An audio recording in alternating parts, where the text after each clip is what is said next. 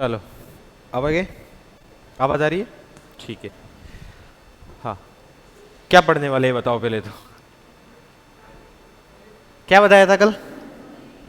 Polity. किस देश की? भारत की। हाँ, यूं बोलोगे। भारतीय राजव्यवस्था।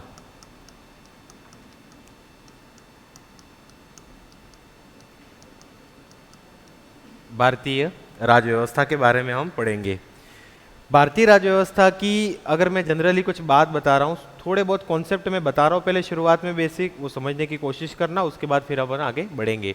जैसे कल भी बताया था और आज भी एक बार वापस डिस्कस कर रहा हूँ कि भारतीय जो राज व्यवस्था है, किसी भी देश की जो पॉलिटी है या किसी भी देश की जो राज व्यवस्था है, वो किसके ऊपर चलती है? उस देश के संविधान के अनुसार चलती है। किसके अनुसार चलती है? ठीक है, उस देश के संविधान के अनुसार चलती है। और उस देश में शासन व्यवस्था, शासन व्यवस्था कैसी है, ये दोनों चीजें तय करती हैं उस देश की पॉलिटी को। ठीक है, एक बात समझ में आ रही है कि नहीं आ रही है? मैं ये कह रहा हूं कि भारत की राजव्यवस्था या दुनिया के किसी भी देश की जो राजव्यवस्था है, उस राजव्यवस्था को एक तो नियंत्रित करता है संविधान और दूसरा नियंत्रित करता है वहां की शासन व्यवस्था। अब संविधान तो आप लोगों को पता है कि भारतीय संविधान है जो लगभग कब बन गया था? 26 नवंबर 1949 को बन गया था और जिसे हमने 26 जनवरी 1950 को लागू भी कर दिया था। ये बात हम जानते हैं अच्छी तरीके से। और उसी संविधान में हमारे 22 भाग हैं, 395 आर्टिकल हैं और 12 अनुसूचियां हैं। ये भी बात हम करते हैं। शासन व्यवस्था का सर क्या मतलब होता है? तो शासन व्यवस्था का मतलब क्या होता है, थोड़ा सा समझने की कोशिश करना है यहाँ पे। शासन व्यवस्था की अगर मैं बात करूं तो दो तरह के मॉडल होते हैं। ठीक है, एक तो होता है राज्य का स्वरूप शासन व्यवस्था में। किसके बारे में? राज्य का स्वरूप।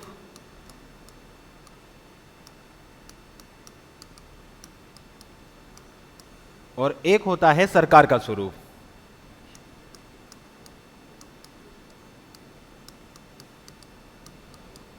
ठीक है, अगर मैं राज्य की स्वरूप की बात करूं तो पूरी दुनिया के अंदर या पॉलिटिकल साइंस के सिद्धांत में अगर हम बात करें तो दो तरह के मॉडल रैंडमली पूरी दुनिया में प्रचलित होते हैं।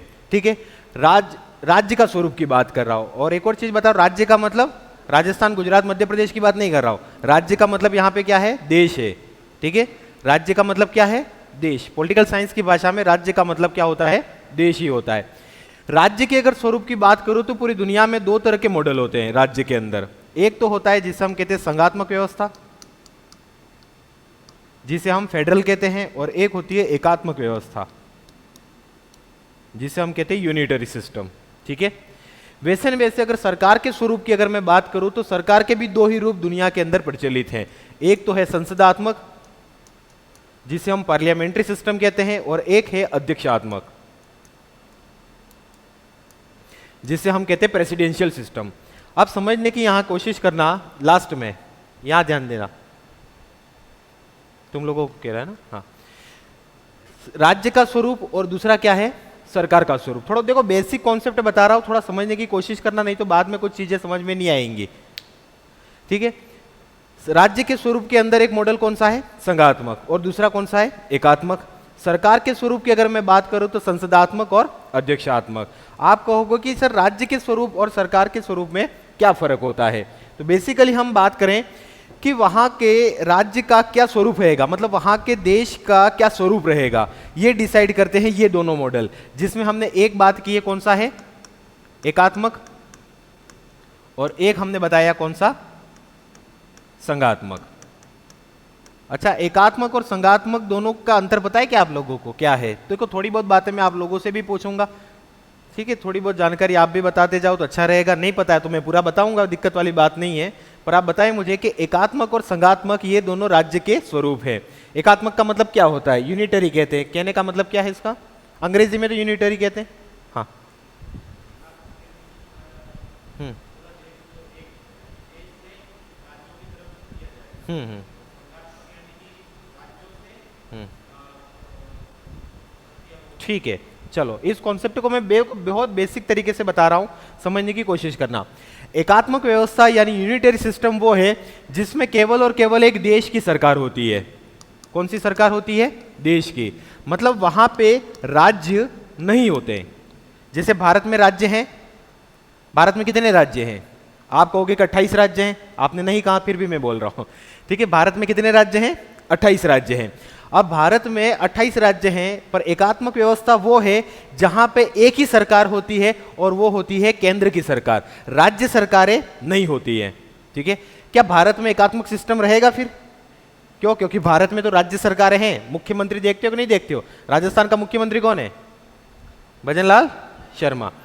ठीक है, अगर संघात्मक व्यवस्था की बात करूं तो संघात्मक व्यवस्था वो होती है जहां पे केंद्र सरकार भी है और राज्य सरकारें भी अलग अलग बहुत सारी हैं। क्या हैं? राज्य सरकारें।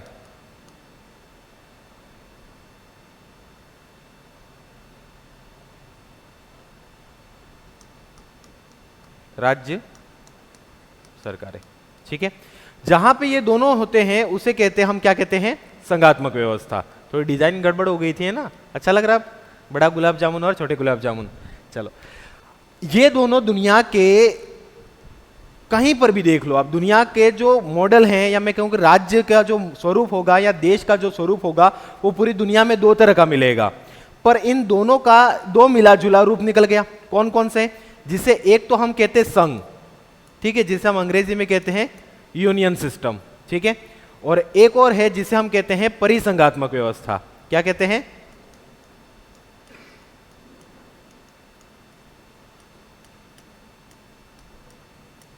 जिसे हम कन्फेडरेशन या रीफेडरेशन के रूप में भी जानते हैं। ठीक है, संघ व्यवस्था क्या है और इसमें क्या फर्क है? देखो, संघ व्यवस्था वो है जिसमें केंद्र सरकार भी है प्लस राज्य सरकारें भी हैं। पर तो आप कहोगे कि सर केंद्र सरकार भी है और राज्य सरकारें हैं, तो फेडरल से ये अलग कैसे हुआ? मतलब संघात्मक से ये अलग कैसे है? संघात्मक व्यवस्था वो है जिसमें केंद्र सरकार और राज्य सरकारें दोनों बराबर हैं। जहां पे केंद्र सरकार जितनी शक्तिशाली है, राज्य सरकार भी उतनी शक्तिशाली है। केंद्र का अलग संविधान है, राज्य का भी अलग संविधान है। केंद्र की अलग नागरिकता है, राज्यों की भी अलग से नागरिकता है। आ रही बात समझ में? जहां पे शक्तियां केंद्र और राज्य में एक तरफ से दोनों तरफ से बढ़ चुकी हैं, उसे हम क्या कहते हैं? संघात्मक व्यवस्था। पर संघ जो यूनियन सिस्टम है उसमें क्या अलग है? तो यहां पे ये सिस्टम होता है कि केंद्र सरकारें हैं और राज्य सरकारें भी हैं, पर राज्य का अलग से संविधान नहीं है। दोनों में ज्यादा शक्तिशाली कौन है? तो केंद्र सरकार ज्यादा शक्तिशाली है, राज्य कमजोर हैं। आ रही बात समझ में? और पूरे देश की एक ही नागरिकता होती है। पर संघात्मक व्यवस्था वो होती है जहां पे क्या सिस्टम होता है कि राज्य और केंद्र दोनों बराबर हैं। केंद्र राज्य से ज्यादा शक्तिशाली नहीं है और दोनों का अलग अलग संविधान है और दोहरी नागरिकता का प्रावधान है। उसे हम क्या कहते हैं? संघात्मक। और संघ में क्या है? केंद्र सरकारें भी हैं, राज्य सरकारें भी हैं। राज्य सरकारें क्या हैं? कमजोर हैं, और केंद्र सरकार ज्यादा शक्तिशाली है। ठीक है, उसके बाद परिसंघात्मक में क्या अंतर है? तो परिसंघात्मक में भी राज्य है और केंद्र भी है, पर यहां पे जो राज्य सरकारें हैं वो केंद्र से भी ज्यादा शक्तिशाली हैं। केंद्र सरकार से ज्यादा शक्तिशाली कौन सी सरकारें हैं? राज्य सरकारें। आ रही बात समझ में? ये दुनिया देखो, वैसे देखा जाए तो दुनिया में दो ही मॉडल हैं। एक तो हम कहते हैं क्या? एकात्मक, और दूसरा क्या है? संघात्मक। पर एकात्मक और संघात्मक का मिला जुला रूप मिलता है जिसको हम कहते हैं एक तो यूनियन और एक हम कहते हैं परिसंघात्मक, जिसे हम रीफेडरेशन कहते हैं। ठीक है, अब क्या कौन से देश में क्या है थोड़ा बता रहा हूं, सुन लेना। एकात्मक व्यवस्था वो है जहां पे केवल और केवल कौन सी सरकार होती है? केंद्र सरकार। ठीक है, अब दुनिया में आप किसी देश के संविधान के बारे में अगर पढ़ते हो और वहां पे आपको पता लगे कि इस देश में शासन का स्वरूप, या मैं कहूं कि राज्य का स्वरूप कैसा है, तो एकात्मक। ये देश कैसा है? एकात्मक। तो आपके दिमाग में क्लियर हो जाना चाहिए कि यहां पे राज्य नहीं होंगे, मतलब राज्य सरकार के बारे में पढ़ना ही नहीं है हमको, केवल और केवल किस सरकार के बारे में पढ़ना है? केंद्र सरकार के बारे में। तो दुनिया का एक देश है जिसका नाम हम क्या कहते हैं? ब्रिटेन। नाम सुना होगा, जाना है घूमने? चलो, ब्रिटेन जो है वो कैसा देश है? एकात्मक। मतलब ब्रिटेन के अंदर केवल और केवल कौन सी सरकार है? केंद्र सरकार, राज्य सरकारें नहीं है। ठीक है, उसके बाद यूनियन सिस्टम कहां पे है? तो यूनियन सिस्टम कहां पे है? भारत में है। कहां पे है? भारत में। भारत में केंद्र सरकार भी है और राज्य सरकारें भी हैं, पर दोनों में ज्यादा शक्तिशाली कौन सी सरकार है? केंद्र सरकार है। नरेंद्र मोदी है कि भजनलाल जी शर्मा है? नरेंद्र मोदी, ठीक है। क्या राजस्थान का अलग से संविधान है? नहीं, पूरे भारत का एक ही संविधान है। आ रही बात समझ में? उसके अलावा हम किस के नागरिक हैं? राजस्थान के नागरिक हैं कि भारत के नागरिक हैं? क्या राजस्थान की भी नागरिकता है हमको? नहीं, राजस्थान या स्टेट की कोई नागरिकता नहीं होती है। नागरिकता केवल और केवल किसकी होती है? देश की होती है। तो ये सिस्टम यानी यूनियन सिस्टम कहां पे है? भारत में, ठीक है। और एक संघात्मक व्यवस्था कहां पे है? USA, United state of America, संयुक्त राज्य अमेरिका जिसे हम कहते हैं। यूएसए के अंदर वहां पे चाहे वाशिंगटन हो या कैलिफोर्निया हो, कोई भी हो, तो वहां के उन राज्यों का भी अलग संविधान है और देश का भी अलग संविधान है। राज्य की भी अलग से नागरिकता है, देश की भी अलग से नागरिकता है। वहां पे राज्य जितने शक्तिशाली हैं, देश भी उतना शक्तिशाली है। राज्य देश को टक्कर देते हैं केंद्र सरकार को वहां पे, लेकिन भारत में ऐसा सिस्टम नहीं है। दो कान के नीचे पड़ेंगे तो राज्य सरकार वाले समझ जाएंगे भारत में। आ रही बात समझ में? हाँ। परिसंघात्मक व्यवस्था कहां पे है? ऑस्ट्रेलिया में है। कहां पे? ऑस्ट्रेलिया के अंदर वहां के, जैसे मैं कह दूं सिडनी है, कैनबरा है, मेलबोर्न है, वहां के जो स्टेट हैं ऑस्ट्रेलिया के, वो केंद्र से भी ज्यादा शक्तिशाली हैं। वो अगर चाहे तो 2 मिनट में केंद्र सरकार को हटा सकते हैं। और वहां के जो स्टेट हैं, वहां के जो राज्य हैं, वो अगर चाहे तो अपना अलग से देश बना सकते हैं। अगर मेलबोर्न ये चाहता है कि मैं ऑस्ट्रेलिया से अलग होके अपना अलग देश बनाना चाहता हूं, तो रातों रात अलग हो सकता है। आ रही बात समझ में? तो ऑस्ट्रेलिया, अच्छा आपको यह भी पता होगा कि ऑस्ट्रेलिया एक महाद्वीप भी है और ऑस्ट्रेलिया एक देश भी है, ठीक है। दोनों में डिफरेंट क्या है? तो बेसिक कॉन्सेप्ट है, उसमें समझने की कोशिश है कि ऑस्ट्रेलिया, अगर हम देश की बात करते हैं तो उस समय ऑस्ट्रेलिया खाली केवल उसमें ऑस्ट्रेलिया आता है। जबकि हम जब ऑस्ट्रेलिया महाद्वीप की बात करते हैं, उस समय ऑस्ट्रेलिया के इर्द गिर्द जो टापू वाले देश हैं वो भी उसके अंदर शामिल होते हैं और न्यूजीलैंड भी उसमें शामिल होता है।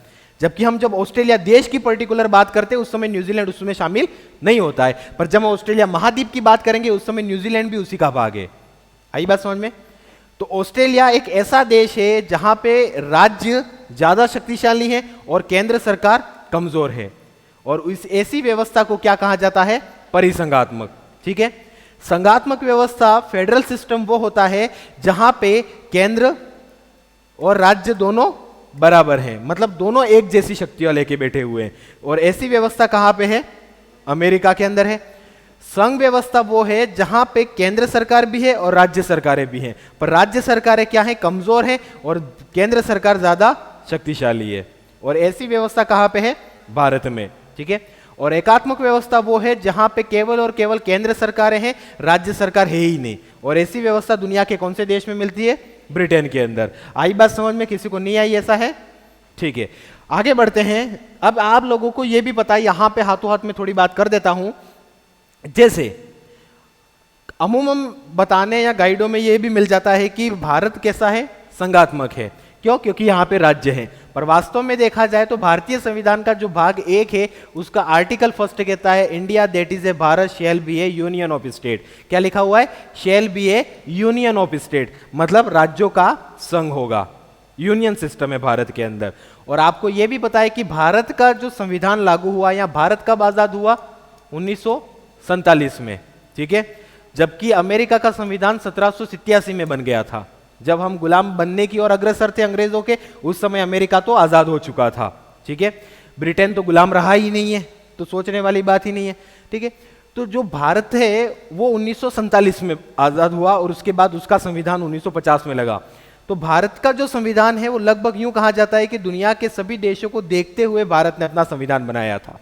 तो भारत में जो यूनियन सिस्टम है वो किस देश से अपनाया गया है? कि भारत ने पर्टिकुलर किसी देश को देखा, किस देश में ऐसी शासन व्यवस्था है या इस देश में यूनियन सिस्टम है, तो ये यूनियन सिस्टम या संघ व्यवस्था मैं अपने भारत में भी लागू करूं। और भारतीय संविधान का मैंने बताया, भारतीय संविधान का भाग फर्स्ट, उसका आर्टिकल फर्स्ट, जहां शुरुआत होती है हमारे संविधान की, वहां पे लिखा हुआ है shall be A union of state, ठीक है। तो ये जो यूनियन सिस्टम है वो अमेरिका महाद्वीप का एक उत्तरवर्ती देश है जिसको हम कहते हैं कनाडा। क्या कहते हैं? कनाडा। तो भारत में जो यूनियन सिस्टम है वो किस देश से अपनाया गया है? कनाडा से लिया है, ठीक है। तो ये क्या था? राज्य के स्वरूप थे। राज्य का स्वरूप समझ में आ रहा है कि नहीं आ रहा? पहले तो राज्य का स्वरूप बेसिकली कितने कॉन्सेप्ट हैं? दो, बोलते जाना आप थोड़ा बहुत आप भी, ठीक है। एकात्मक और दूसरा कौन सा है? संघात्मक। एकात्मक व्यवस्था क्या है? जिसमें केंद्र सरकारें हैं, राज्य सरकारें है ही नहीं है। संघ व्यवस्था यानी यूनियन सिस्टम कैसा है? जहां पे केंद्र सरकार भी है और राज्य सरकारें भी हैं, पर राज्य सरकारें कमजोर हैं और केंद्र सरकार ज्यादा शक्तिशाली है। और ऐसी व्यवस्था कहां पे है? तो भारत में है। और भारत ने किस देश से ग्रहण की है? तो कनाडा से ली है, ठीक है।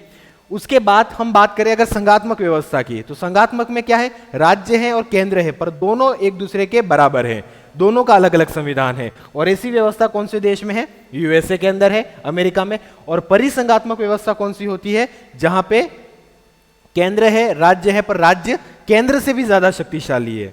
आ रही बात समझ में? और ऐसी व्यवस्था कौन से देश में देखने को मिलेगी? ऑस्ट्रेलिया के अंदर। लाइट कहां गई? भाग गई। तो ये हो गया कौन सा? राज्य का स्वरूप। अब हम बात कर रहे हैं किसकी? सरकार के स्वरूप की। सरकार के स्वरूप को थोड़ा सा समझ लेना। सरकार के स्वरूप के अंदर दो ही मॉडल हैं, कोई मिक्सअप तीसरा मॉडल नहीं बनाए, ठीक है। एक कौन सा है? संसदात्मक, पार्लियामेंट्री सिस्टम जिसे हम कहते हैं, और एक है अध्यक्षात्मक, जिसे हम क्या कहते हैं? Presidential system. अब आप लोगों को यह पता है कि सरकार के स्वरूप के अंदर, आप छोटी क्लास में भी जब पढ़े उस समय भी रटा हुआ हो या पढ़ा हुआ हो तो बताना, सरकार के कितने अंग होते हैं? सरकार के कितने अंग होते हैं? 3 अंग होते हैं। सरकार के कितने अंग हैं? 3। कौन कौन से हैं? व्यवस्थापिका, हाँ, कार्यपालिका, और एक होती है न्यायपालिका, लेजिस्लेटिव, एग्जीक्यूटिव और जुडिशियल, ठीक है। अब संसदात्मक व्यवस्था की अगर मैं बात करता हूं, सुनना यहां पे, जहां पे देखो एक सीधा सा कॉन्सेप्ट समझ लेना, जहां पे सरकार के तीनों अंग एक दूसरे के साथ जुड़े हुए हैं उसे कहते हैं कौन सी व्यवस्था? संसदात्मक व्यवस्था। और जहां पे सरकार के तीनों अंगों का एक दूसरे के साथ कोई लेना देना नहीं है उसे क्या कहा जाता है? अध्यक्षात्मक व्यवस्था। संसदात्मक व्यवस्था किस देश में है? तो भारत में है। किस देश में है? भारत में। और अध्यक्षात्मक शासन व्यवस्था किस देश में है? तो यूएसए यानी अमेरिका के अंदर है, ठीक है। और भारत ने संसदात्मक व्यवस्था किस देश से ग्रहण की है? तो हम जिसके गुलाम रहे, किसके? ब्रिटेन के। तो भारत ने संसदात्मक व्यवस्था ब्रिटेन से अपनाई है। अब आप ये कहोगे कि इसमें क्या फर्क है, तो थोड़ा सा मैं बता रहा हूं, समझने की कोशिश करना, ठीक है। व्यवस्थापिका, ठीक है, कार्यपालिका। अब मैं सुनना, ये पॉलिटिकल साइंस के सिद्धांत हैं, व्यवस्थापिका, कार्यपालिका और न्यायपालिका। दुनिया के सभी देशों में व्यवस्थापिका का अलग नाम है, कार्यपालिका का भी अलग नाम मिलेगा और न्यायपालिका का भी अलग नाम मिल सकता है। आ रही बात समझ में? पर ये सिद्धांत हैं, व्यवस्थापिका को किसी भी देश में व्यवस्थापिका ही कहा जाता है, बस नाम अलग अलग हैं, ठीक है। मतलब इंसान है या इंसान को इंसान ही कहा जाएगा, बस इंसान के नाम अलग अलग हो सकते हैं, महेश, सुरेश, रमेश, विनोद, जो भी है, ठीक है, बस। तो व्यवस्थापिका की अगर बात करूं तो भारत में व्यवस्थापिका को क्या कहा जाता है? संसद कहा जाता है। क्या कहा जाता है? संसद। और अगर मैं बात करूं अमेरिका में जो व्यवस्थापिका, उसे क्या कहा जाता है? क्या कहा जाता है? कांग्रेस या कांग्रेस भी कहा जाता है। हाँ, अपने यहां पे दल है कांग्रेस, पता है, कांग्रेस पार्टी, ठीक है, पर वहां की संसद का नाम क्या है? कांग्रेस नाम है। सुनना आप यहां पे, जैसे भारत में संसद के 2 भाग हैं, ठीक है, कौन कौन से हैं? लोकसभा और राज्यसभा, ठीक है। वैसे न वैसे अमेरिका की जो कांग्रेस है उसके भी 2 भाग हैं, एक तो है हाउस ऑफ रिप्रेजेंटेटिव, प्रतिनिधियात्मक सदन, और एक दूसरा होता है सीनेट। क्या नाम है? सीनेट। जैसे अपने यहां पे राज्यसभा है वैसे अमेरिका में सीनेट होता है, और जैसे अपने यहां पे लोकसभा है वैसे वहां पे हाउस ऑफ रिप्रेजेंटेटिव यानी प्रतिनिधियात्मक सदन होता है अमेरिका के अंदर। आप समझने की कोशिश करना। कार्यपालिका का मतलब क्या होता है, उसके बाद वापिस व्यवस्थापिका के ऊपर आएंगे। कार्यपालिका का मतलब होता है सरकार। क्या होता है? अगर केंद्र में अगर मैं बात करूं तो सरकार का प्रमुख कौन होता है? पीएम, प्राइम मिनिस्टर, ठीक है। और यहां पे भी कार्यपालिका का मतलब क्या होता है? सरकार ही होता है। क्या होता है? सरकार। और यहां पे सरकार का प्रमुख कौन होता है? राष्ट्रपति। कौन होता है? राष्ट्रपति। आ रही बात समझ में? अब सुनना है यहां पे ध्यान से। अब आप ये कहोगे कि एक दूसरे के साथ जुड़े हुए कैसे हैं सर और कैसे जुड़े हुए नहीं है। बस कॉन्सेप्ट यही है कि जहां पे सरकार के तीनों अंग एक दूसरे के साथ जुड़े हुए हैं उसे तो कहते हैं हम संसदात्मक व्यवस्था, और जहां पे एक दूसरे के साथ जुड़े हुए नहीं है उसे कहते हैं हम अध्यक्षात्मक शासन व्यवस्था। ठीक है, समझना। अब देखो, भारत के अंदर लोकसभा के चुनाव होते हैं, और कितने वर्ष में होते हैं लोकसभा के चुनाव? 5 साल में होते हैं। अभी हुए थे, यहां पे लोकसभा सीट के लिए 2 उम्मीदवार थे, महेंद्र सिंह मालवीय, और वैसे बहुत सारे थे पर दोनों के बीच में टक्कर थी, यूं कहते हैं राजकुमार रोज। जीता कौन? राजकुमार रोज जीते। ठीक है, तो लोकसभा के चुनाव हुए। ठीक है, अब मान लो कि भारत की लोकसभा में अभी कितने लोग हैं? 543 लोग हैं। कितने हैं? 543। ठीक है, अब चुनाव हुए लोकसभा के। अब लोकसभा में जिसका भी बहुमत मिल जाए, मतलब मान के चलो 280 प्लस सीटें जिसको भी मिलेंगी उसकी क्या बनेगी? सरकार बनेगी। और सरकार बनेगी, फिर उसका हेड कौन बनेगा? प्रधानमंत्री बनता है। आई बात समझ में? भाई संसद के 2 भाग, लोकसभा और राज्यसभा। लोकसभा के चुनाव हो रहे हैं, और लोकसभा के चुनाव में जिसको भी बहुमत मिल रहा है उसकी क्या बनती है? सरकार बनती है। लोकसभा में जिसका बहुमत है उसकी क्या बनती है? सरकार बनती है। अगर मैं बात करूं यहां पे अमेरिका के अंदर, तो अमेरिका के अंदर हाउस ऑफ रिप्रेजेंटेटिव जो है उसके चुनाव हुए। ठीक है, चुनावों में जो जीता उसकी सरकार यहां पे नहीं बनती है। यहां पे राष्ट्रपति के चुनाव भी अलग होते हैं, और यहां पे इन दोनों के मतलब हाउस ऑफ रिप्रेजेंटेटिव और सीनेट के चुनाव भी अलग होते हैं। पर भारत में ऐसा सिस्टम नहीं है। भारत में लोकसभा में जिसका बहुमत आया उसी का प्रधानमंत्री बनता है। भारत में प्रधानमंत्री के चुनाव अलग से नहीं होते। लोकसभा के चुनाव होते 5 साल में, लोकसभा में जिसका बहुमत मिलता है, जिस पार्टी को सबसे ज्यादा सीटें मिलती हैं उसका बनता है प्रधानमंत्री। हरी बात समझ में? जबकि अमेरिका में ऐसा नहीं है। अमेरिका के अंदर हाउस ऑफ रिप्रेजेंटेटिव में जिसका भी बहुमत है उससे कोई लेना देना नहीं है। वहां पे राष्ट्रपति के चुनाव अलग से होते हैं और कांग्रेस के चुनाव अलग से होते हैं। पर यहां पे संसद के जो चुनाव होते हैं उसी चुनाव में जिसको बहुमत मिलता है उसी का प्रधानमंत्री बनता है। आई बात समझ में? मतलब यहां पे ये दोनों अंग एक दूसरे से अलग अलग हैं, और यहां पे एक दूसरे के साथ जुड़े हुए हैं कि नहीं है बताओ? आई बात समझ में? उसके अलावा मैं बात करूं आप लोगों को, अगर मैं बात करूं किसकी? न्यायपालिका की, तो भारत के अंदर न्यायाधीशों की नियुक्ति किसके द्वारा की जाती है? राष्ट्रपति के द्वारा की जाती है। किसके द्वारा? राष्ट्रपति के द्वारा। और न्यायाधीशों को अगर हटाना है तो कौन हटाएगी? संसद हटाती है। आ रही बात समझ में? न्यायाधीशों की नियुक्ति कौन करता है? राष्ट्रपति। और राष्ट्रपति किसका अंग है? संसद का भी अंग है और सरकार का भी भाग है। तो न्यायाधीशों की नियुक्ति राष्ट्रपति करेगा, और न्यायाधीशों को हटाने के लिए अगर प्रक्रिया है तो वो संसद के द्वारा की जाएगी। मतलब न्यायपालिका को हटाने की प्रक्रिया कहां से हो रही है? व्यवस्थापिका से। आ रही बात समझ में? और अगर अमेरिका में बात करूं तो अमेरिका की कांग्रेस से वहां के न्यायाधीशों का कोई लेना देना नहीं है। जब तक वो रिटायर्ड नहीं होंगे कोई भी नहीं हटा सकता उनको अमेरिका में। तो वहां की न्यायपालिका अपने आप में स्वतंत्र है, वहां की कार्यपालिका अपने आप में अलग काम करती है, राष्ट्रपति जो है, और वहां की व्यवस्थापिका भी अपने हिसाब से अलग काम करती है। जबकि भारत में ऐसा सिस्टम नहीं है। यहां संसद में जिसको बहुमत है उसकी सरकार बनती है, और न्यायाधीश भी वही बनते हैं जो सरकार चाहती है भारत में। आ रही बात समझ में कि नहीं आ रही है तुम लोगों को? ठीक है, तो ये हो गई किसकी बात कर रहे हैं हम? सरकार के स्वरूप की। तो भारत में कैसी व्यवस्था है? संसदात्मक। किस देश से लिए हमने? ब्रिटेन से। बहुत बढ़िया। ठीक है, और राज्य के स्वरूप के अंदर अगर बात करूं तो भारत में कैसी व्यवस्था है? संघ व्यवस्था, यूनियन सिस्टम। और यूनियन सिस्टम किस देश से ग्रहण किया भारत ने? कनाडा से। ठीक है, ये बात हो गई किसकी? सरकार के स्वरूप की और राज्यों के स्वरूप की। एक लाइन लिख दो, शुभ गणेश कर देते। आज गणेश चतुर्थी चल रही है, हो गई कल तो। हाँ हाँ, सीटी वाली ऊपर 60 नंबर में नहीं चल रही है? हाँ नहीं, ऊपर चल रही है शायद। एक सेकंड में और भी कंफर्म कर लेता हूं एक बार।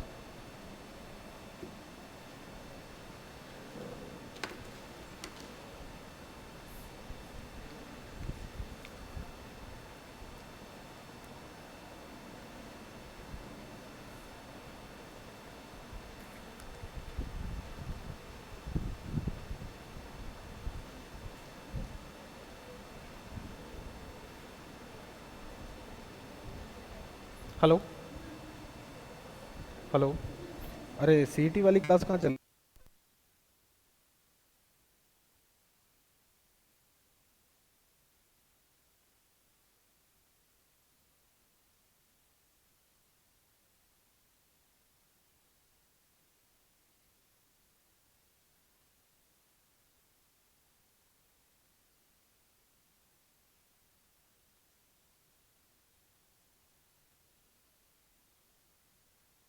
चल रही थी उनको मेरे पास पढ़ना था यहाँ पॉलिटी।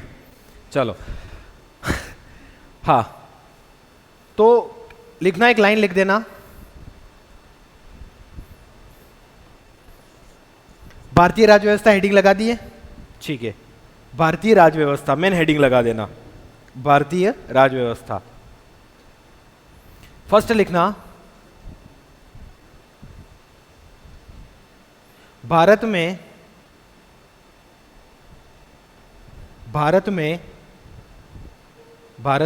सरकार का स्वरूप,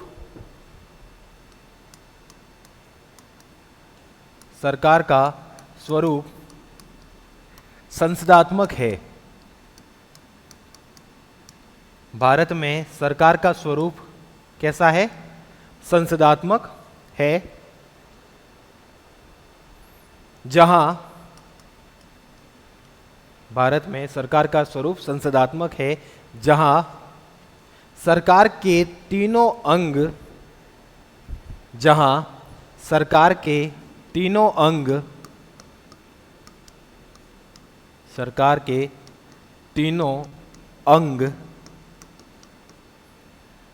तीनों अंग एक दूसरे के साथ जुड़े हुए होते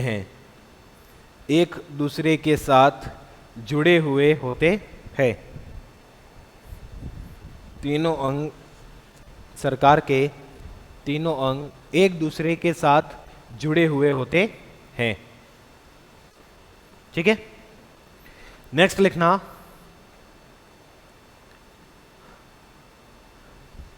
भारत में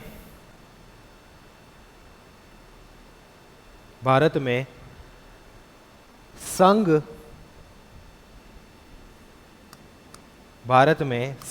ब्रैकेट में कर देना यूनियन, भारत में संघ, ब्रैकेट को छुल्ला मत छोड़ देना, हो यूनियन निकल के भाग जाएगा कहीं। संघ व्यवस्था है, जिसमें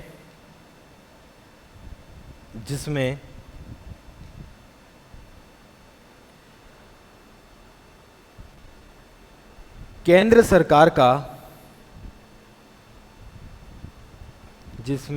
सरकार का राज्यों पर नियंत्रण होता है, जिसमें केंद्र सरकार का राज्यों पर नियंत्रण होता है, जिसमें केंद्र सरकार का राज्यों पर नियंत्रण होता है। लिखा? फिर लिखना, राज्यों पर नियंत्रण होता है। नेक्स्ट लाइन में लिखो, संसदात्मक व्यवस्था ब्रिटेन से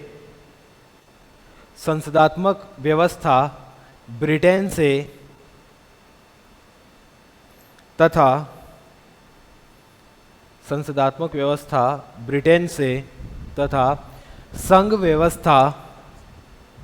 संघ व्यवस्था कनाडा देश से अपनाई गई है।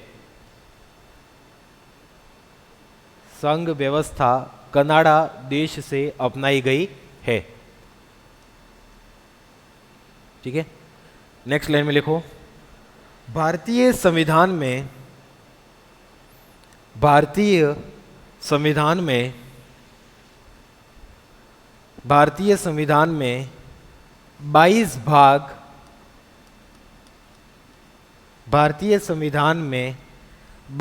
भाग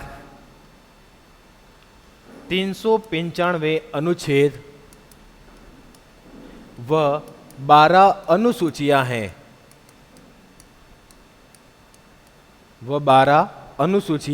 हैं,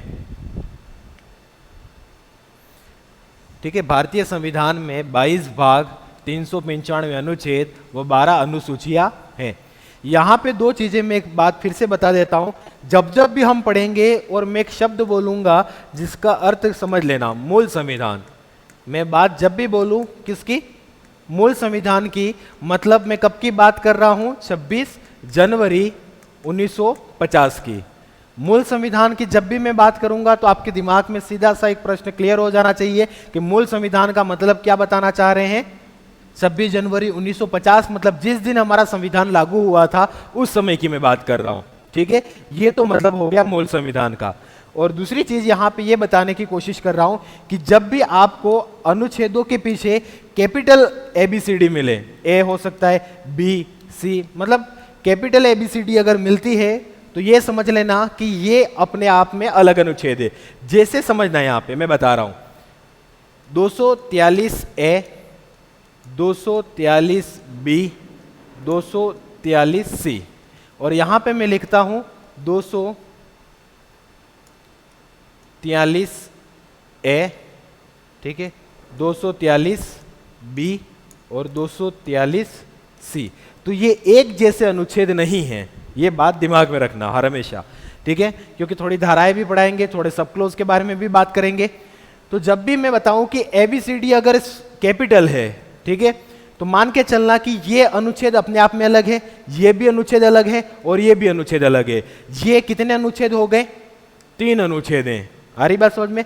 जबकि मैं ABCD स्मॉल लिखवा रहा हूं, मतलब ये समझ लेना कि अनुच्छेद कौन सा चल रहा है, अनुच्छेद 243 ही चल रहा है, और उसके अंदर सब क्लोज 1, सब क्लोज 2 और सब क्लोज 3, ये इसी अनुच्छेद के अलग अलग भाग हैं, ठीक है। आ रही बात समझ में कि नहीं आ रही है? कैपिटल अगर मैं बता रहा हूं तो ये अपने आप में एक अलग अनुच्छेद है, और स्मॉल बता रहा हूं मतलब इसी अनुच्छेद के अलग अलग ये भाग है, ठीक है। और मूल संविधान का मतलब क्या हो गया? कब की बात कर रहा हूं? 26 जनवरी 1950 के बारे में, ठीक है। अब हेडिंग लगा देना,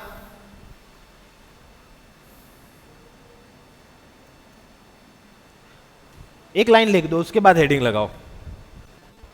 मूल संविधान में 8 अनुसूचियां थी।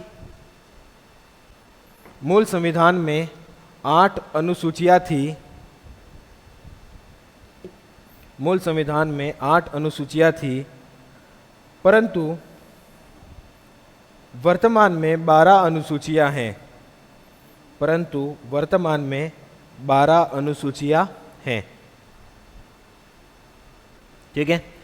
अब एक बात आप लोगों को मैंने पहले ही बताया है, क्या है कि जो राज व्यवस्था है, राज व्यवस्था यानी पॉलिटी भारत की जो है, वो किसके अनुसार चलेगी? संविधान के अनुसार। किसके अनुसार? पर इसी संविधान ने 2 चीजों का गठन किया था, एक थी सरकार और एक है न्यायपालिका,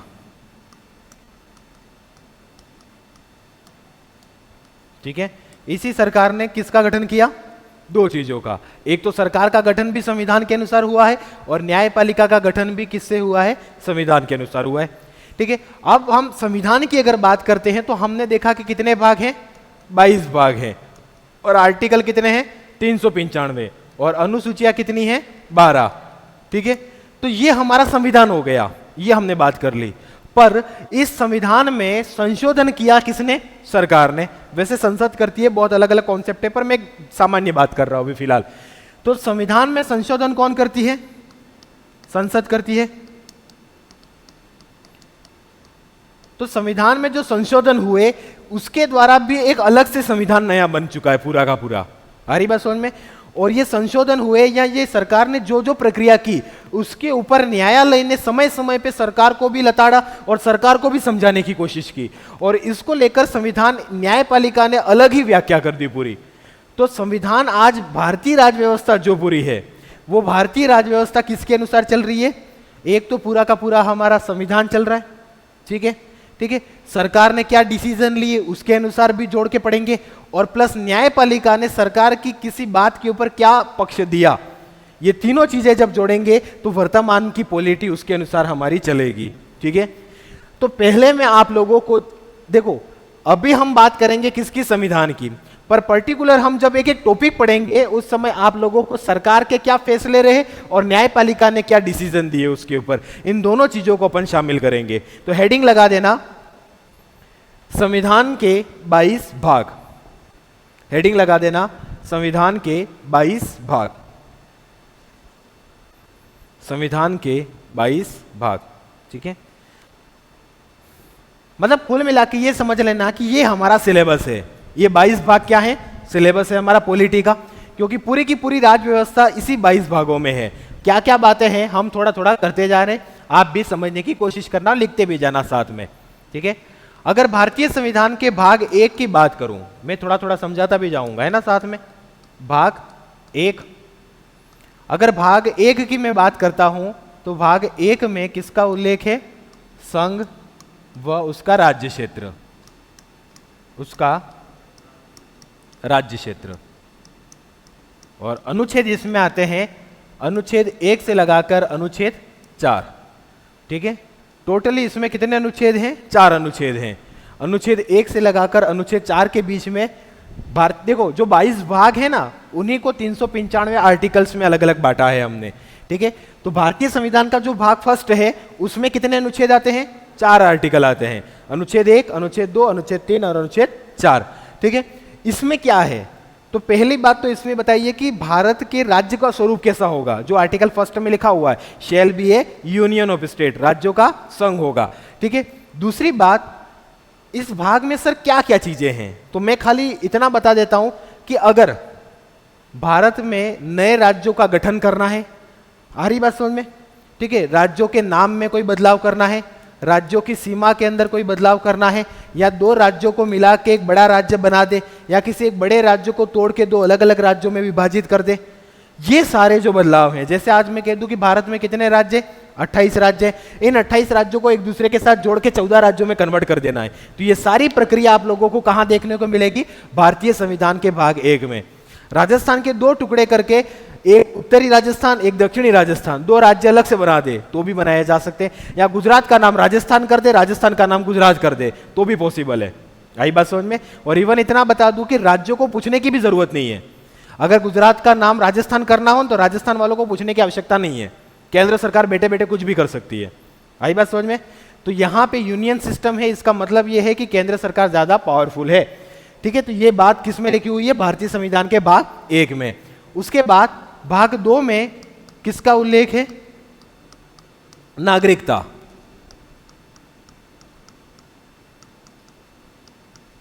नागरिकता, और यहां पे टोटली आर्टिकल आते हैं 5 से लगाकर 11 तक। अनुच्छेद 5, 6, 7, 8, 9, 10 और 11, ठीक है, नागरिकता के बारे में। अच्छा, आप लोगों को मैं इतना बता देता हूं कि भारतीय संविधान जो है ना, हमारा पूरा संविधान, उस पूरे संविधान के अंदर भारत का नाम तो है ही, भारतीय संविधान में भारत का नाम भी है, पर किसी और देश का भी नाम हमारे संविधान में लिखा हुआ है। एकमात्र एक अलग से और देश है जिसका नाम लिखा हुआ है। कौन सा देश हो सकता है? कभी सोचा आप लोगों ने? भारत का संविधान है और उस संविधान में भारत का नाम तो चलो अपन मान लेते हैं, ठीक है, लेकिन किसी और देश का भी नाम है, और वो देश कौन सा? अपना दुश्मन, सबसे पड़ोसी, पाकिस्तान। पाकिस्तान का नाम हमारे संविधान में है। सोचो, आप कभी कल्पना कर सकते हो? भारतीय संविधान का जो नागरिकता से संबंधित है उसमें आर्टिकल 6 और 7, 2 आर्टिकल के अंदर पाकिस्तान शब्द लिखा हुआ है। आप सोच सकते हो, ठीक है। तो भारतीय संविधान में पाकिस्तान नाम भी है, सोचने वाली बात है। और भाग 2 में क्या लिखा हुआ है कि संविधान लागू होने से पहले जो लोग कहीं विदेशों में थे उनको कैसे भारत की नागरिकता प्राप्त होगी, संविधान लागू होने के बाद क्या प्रक्रिया है, किस आधार पे आप भारत की नागरिकता प्राप्त कर सकते हो, किस आधार पे आपको भारत की नागरिकता से बहिष्कृत किया जा सकता है। ये सारे प्रावधान आपको कहां पे मिलेंगे? भारतीय संविधान के भाग 2 में, जिसमें किसका उल्लेख है? नागरिकता का प्रावधान। उसके बाद लिखना भाग 3। भाग 3 में क्या है? मौलिक अधिकार या मूल अधिकार। मूल अधिकार, ठीक है, मूल अधिकार। और मूल अधिकारों का उल्लेख है अनुच्छेद 12 से लगाकर 35 तक, ठीक है। मूल अधिकारों का उल्लेख है अनुच्छेद 12 से लगाकर 35। कितने आपके मौलिक अधिकार हैं पता है क्या आपको? कितने हैं? 6 मौलिक अधिकार है आपके। कितने हैं? 6। मूल संविधान में कितने थे? 7। कौन सा हटा दिया फिर? क्यों हटा दिया? गरबे खेलने के लिए, चलो। नेक्स्ट लिखना भाग 4। ऐसे लिखते कि 4? वैसे ये कौन सी संख्या है? बहुत बढ़िया, गुड, होशियार हो तुम भी। उसके बाद लिखना भाग 4 में नीति निदेशक तत्व।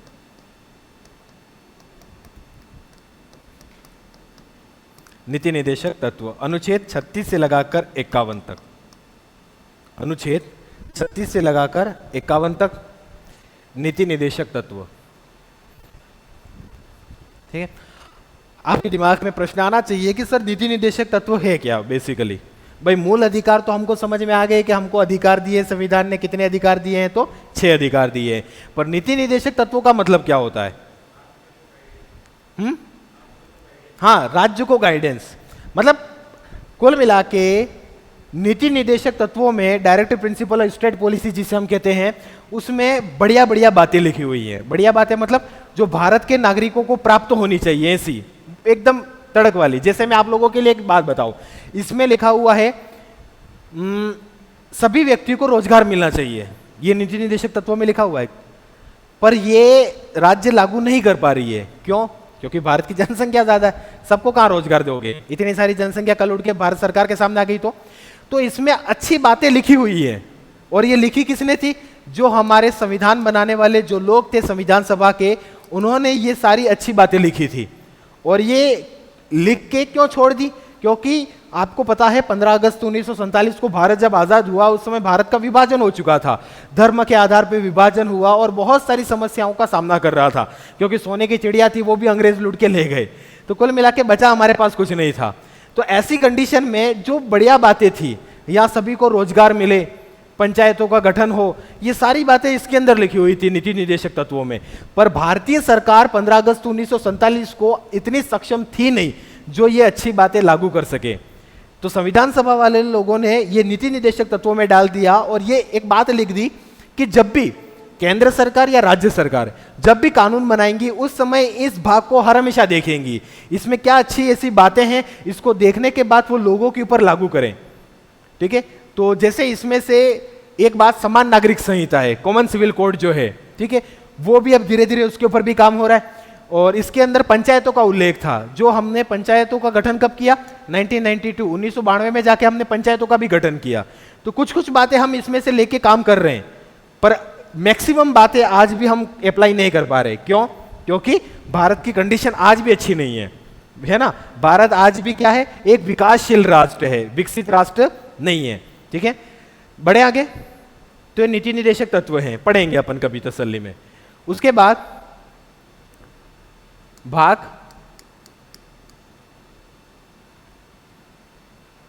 हाँ सुनना, तो वो तो मुझे पता चलता है ABCD तो आती होगी यार कम से कम। हाँ, यहां पे मैं जैसे बता रहा था आप लोगों को, कहाँ गया? नहीं है क्या? चलो, जैसे आप लोगों को मैंने अभी थोड़ी देर पहले बताया था कि जहां पे हम कैपिटल ABCD की बात करते हैं, ठीक है, तो ये अपने आप में क्या है? एक अलग आर्टिकल है। पर दूसरी बात यहां पे ये भी बता रहा हूं कि जहां भी आपको कैपिटल ABCD मिल जाए, मतलब ये समझ लेना कि ये मूल संविधान का भाग नहीं था। ठीक है, ABCD अगर आपको कैपिटल रूप में अनुच्छेदों के साथ मिलती है, तो सीधा सा कॉन्सेप्ट है कि ये अनुच्छेद बाद में ही जोड़ा गया है कभी न कभी। ये मूल संविधान मतलब 26 जनवरी 1950 का संविधान का भाग नहीं था। ये बात भी दिमाग में रखना। ठीक है, अब यहां पे मैं लिख रहा हूं भाग कौन सा? 4A। कौन सा? 4A। मतलब आपके दिमाग में दो बातें क्लियर हो जानी चाहिए कि अपने आप में एक अलग भाग है क्योंकि कैपिटल लिखा हुआ है, और दूसरा आपके दिमाग में ये क्लियर हो जाना चाहिए कि मूल संविधान का भाग नहीं था, ये कहीं ना कहीं बाद में जोड़ा गया है। 4K में या 4A में क्या है? और एक और दिमाग में रखना कि ABCD आती है ना, ठीक है, तो उसका ए का अ नहीं होता हिंदी की तरह। ABCD में कॉन्स्टिट्यूशन में कैसे चलता है? क से चलता है, क ख ग और ग, इस हिसाब से चलेगा। आई बात समझ में? क से स्टार्ट होगा ए का मतलब, बी का मतलब क्या होगा? ख, और सी का मतलब ग होता है। ठीक है, ये बात भी दिमाग में रखना, नहीं तो हिंदी की तरह अ मत समझ जाना। ठीक है, इसमें क्या है? मूल कर्तव्य है या मौलिक कर्तव्य, मूल कर्तव्य। ठीक है भाई, संविधान ने आपको 6 अधिकार दिए हैं, तो कुछ कर्तव्य भी तो जरूरी है। अधिकार तो करते हो, पर कर्तव्य की बात नहीं करते हो। भाग 4K या भाग 4A मूल कर्तव्य। कितने मौलिक कर्तव्य आपके? कितने हैं? बोलोगे? डरो मत, मैं डरा नहीं रहा हूं तुम लोगों को। तुम कुछ बोलोगे तो कम से कम तुम्हारे दिमाग में जो भड़ास है वो तो निकलेगी के। बोलो कितने हैं? 11 मौलिक कर्तव्य हैं। अच्छा, मूल संविधान में कितने मौलिक कर्तव्य थे? 10 थे? नहीं, मैं क्या बोल रहा हूं, मूल, देखो ये अधिकांश व्यक्ति गलती करके आते हैं। मूल संविधान में तो मौलिक कर्तव्य थे ही नहीं। आ रही बात समझ में? ये हमारा कंफ्यूजन क्यों है? क्योंकि 42वां संविधान संशोधन हुआ था 1976 में, और इस संविधान संशोधन के द्वारा भारतीय संविधान में नया भाग जोड़ दिया 4A, और एक नया आर्टिकल जोड़ दिया 51A। आ रही बात समझ? लिखवाया है ना, मैं समझ गया, इसका आर्टिकल नहीं लिखवाएगा। हाँ, 51A अलग से आर्टिकल लिख दिया, और इसके अंदर हमको कितने मौलिक कर्तव्य दे दिए? 10 मौलिक कर्तव्य दे दिए। ठीक है, फिर 2002 के अंदर अटल बिहारी वाजपेयी जी ने 86वां संविधान संशोधन किया, और इस संविधान संशोधन के द्वारा 11वां एक मौलिक कर्तव्य अलग से जोड़ दिया, और वो था 6 से लगा के 14 वर्ष के बच्चों को निःशुल्क अनिवार्य शिक्षा देना माता पिता संरक्षक का कर्तव्य होगा, ये लिखा हुआ था। पर अमूमन मूल संविधान में तो मौलिक कर्तव्य थे ही नहीं। मौलिक कर्तव्य जोड़े ही कब गए? 1976 में। हमारा संविधान कब लागू हुआ? 1950 में। और मौलिक कर्तव्य जोड़े कब गए? 1976 में। ठीक है, और लास्ट 11वां मौलिक कर्तव्य कब जोड़ा? 2002 में। ठीक है, तो हम अमूमन ये पढ़ने के बाद हमारी मानसिकता थोड़ी सी अलग बन जाती है, और जनरली कभी भी किसी को पूछा जाता है ना कि वर्तमान में कितने हैं, तो वो बोल देगा फटाक से 11। मूल संविधान में कितने थे, तो डायरेक्ट बोल देगा 10। पर उसको ये नहीं पता है कि मूल संविधान में तो थे ही नहीं, 1976 में 10 जोड़े थे। ठीक है, चलो, मूल कर्तव्य कितने हैं? 11 हैं। फिर लिखना भाग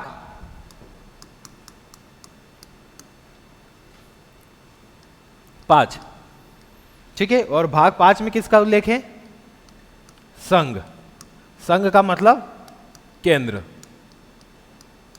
ठीक है, भाग 5 में किसका उल्लेख है? संघ यानी केंद्र।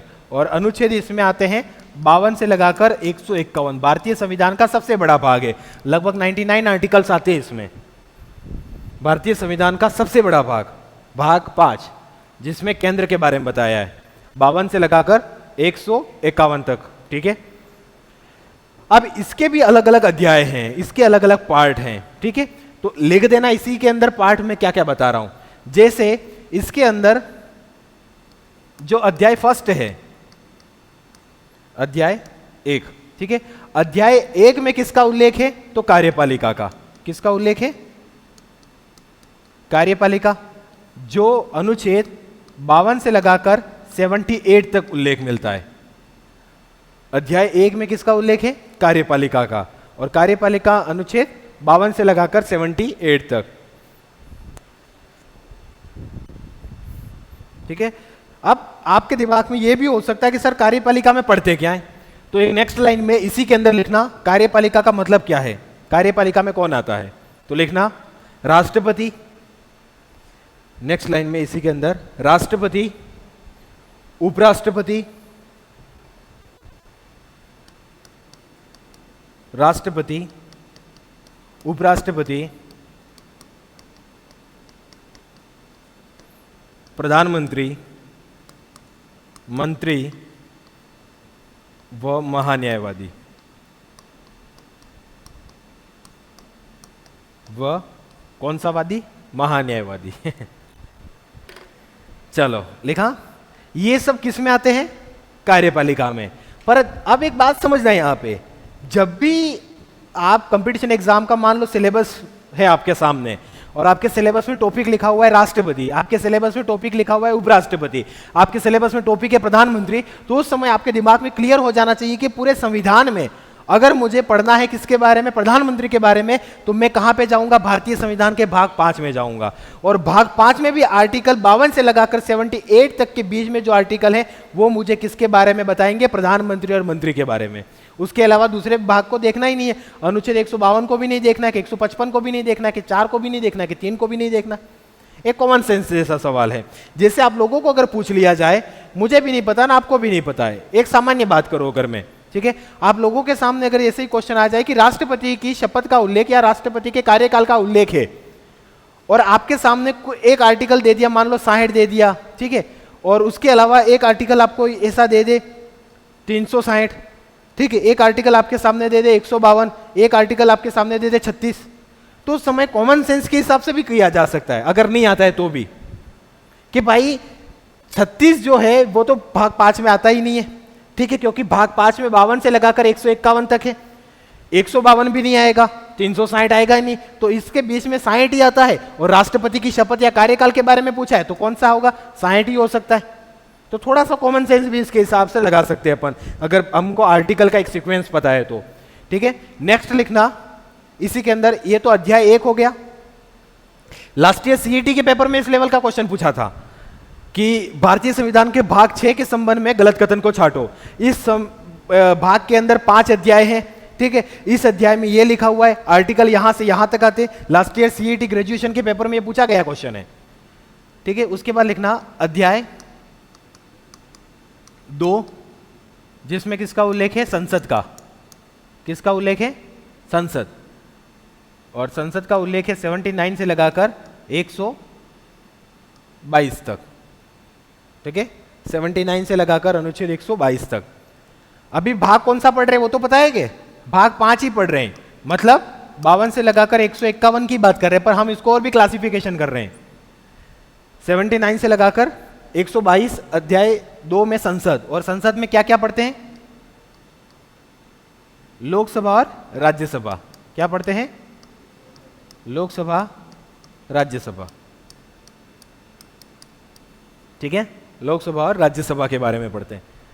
आपको जब भी मन हो जाए कि मेरे सिलेबस में लोकसभा के बारे में लिखा हुआ है या राज्यसभा के बारे में लिखा हुआ है, तो ऐसी कंडीशन में आप इसको कर सकते हैं, ठीक है। अध्याय 2 फिर लिखना अध्याय 3, और अध्याय 3 में लिख लेना राष्ट्रपति की अध्यादेश की शक्ति है।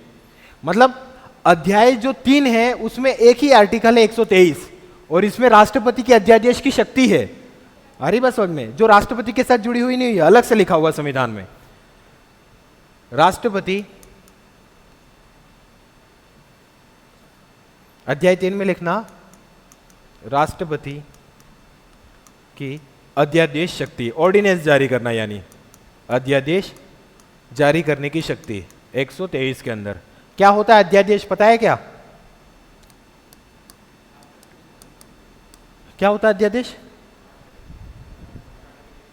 नहीं, अध्यादेश का मतलब क्या होता है, राष्ट्रपति शासन। अब वो तो आपातकाल से जुड़ा हुआ है, आपातकाल जो हमारे भारतीय संविधान के भाग 18 में लिखे हुए हैं। और 3 टाइप के आपातकाल है, राष्ट्रीय आपातकाल, राष्ट्रपति शासन और वित्तीय आपातकाल, जो अनुच्छेद 352 से लगाकर 360 के बीच में लिखे हुए हैं, भारतीय संविधान के भाग 18 के अंदर है। अध्यादेश अपने आप में अलग चीज है, मतलब आपको यह पता है कानून बनाने का काम किसका है, संसद का होता है।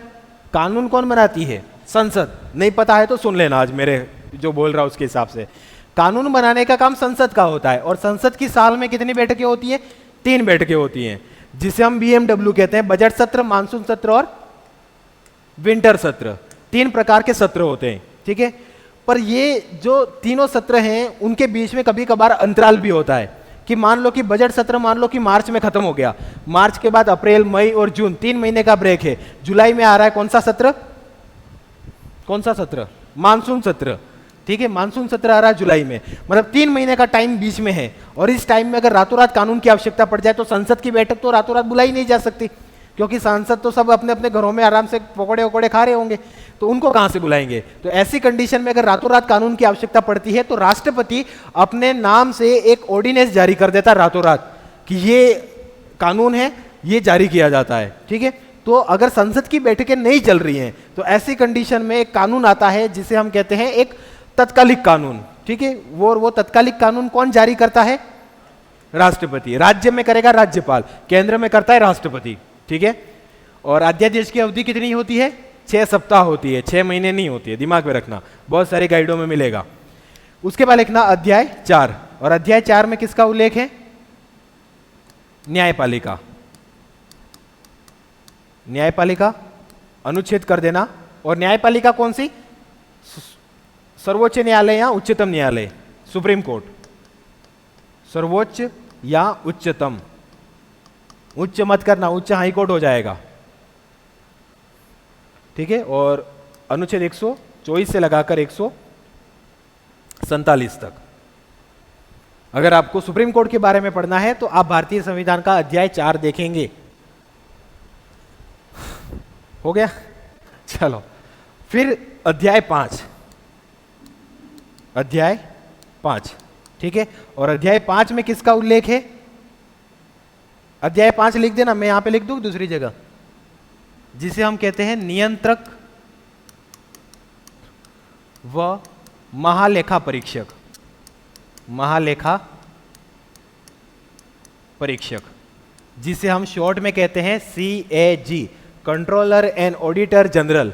इसका काम है ऑडिट करने का, कि सरकार के पैसों का हिसाब किताब रखता है। और इसका उल्लेख अनुच्छेद 148 से लगाकर 151 तक मिलता है, ठीक है। अनुच्छेद 148 से लगाकर 151 तक किसका उल्लेख मिलता है? CAG का, नियंत्रक व महालेखा परीक्षक, CAG, control and auditor general, ठीक है।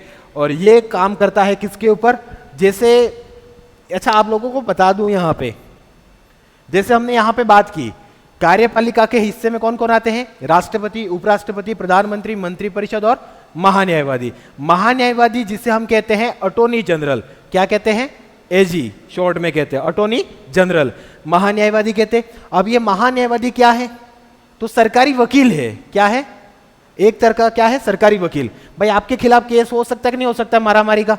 वैसे सरकार के खिलाफ भी बहुत सारे मुकदमे चलते हैं। तो सरकार के मुकदमों की पैरवी करने के लिए न्यायालय में कौन जाता है? महान्यायवादी जाता है। और ये क्या है? एक तरह का सरकारी वकील है, ठीक है। और ये किसका भाग है? कार्यपालिका का भाग है, ठीक है। जबकि जो ये व्यक्ति है जिसे हम कहते हैं नियंत्रक व महालेखा परीक्षक, ये सरकारी मुनीम है एक तरह का। क्या है? सरकारी मुनीम, कि सरकार ने कहां से पैसा मिल रहा है, सरकार ने कितना खर्च किया, कहां कहां पे खर्च करना है, कहां कहां पे संभावना और हो सकती है, ये सारी बातें और सारी बातों का ऑडिट करने का काम किसका होता है? नियंत्रक व महालेखा परीक्षक का होता है, ठीक है। वो सरकारी वकील है और ये सरकारी मुनीम होता है एक तरह का, ठीक है। बाकी बातें कल, चलो जा सकते हो।